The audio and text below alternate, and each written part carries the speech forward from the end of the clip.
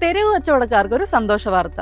കേന്ദ്ര government PM Svanidhi പദ്ധതിയുടെ കാലാവധി 2030 മാർച്ച് 31 വരെ നീട്ടിയിരിക്കുകയാണ്. വെറും കാലാവധി നീട്ടൽ മാത്രമല്ല, ഇതിൽ പുതിയ മാറ്റങ്ങൾ കൊണ്ടുവന്നിട്ടുണ്ട്. ഇനി മുതൽ കൂടുതൽ തുക വായ്പയായി ലഭിക്കും എന്നതാണ് പ്രധാന മാറ്റം. ആദ്യഘട്ട വായ്പ 10,000 രൂപയിൽ നിന്ന് 15,000 രൂപയായും രണ്ടാം ഘട്ട വായ്പ 20,000 രൂപയിൽ നിന്ന് 25,000 രൂപയായും വർദ്ധിപ്പിച്ചിട്ടുണ്ട്. മൂന്നാം ഘട്ടത്തിൽ 50,000 രൂപ വരെയും ലഭിക്കും. രണ്ടാം ഘട്ട വായ്പ കൃത്യമായി തിരിച്ചടയ്ക്കുന്നവർക്ക് UPI ലിങ്ക്ഡ് റൂപേ ക്രെഡിറ്റ് കാർഡുകൾ നൽകും.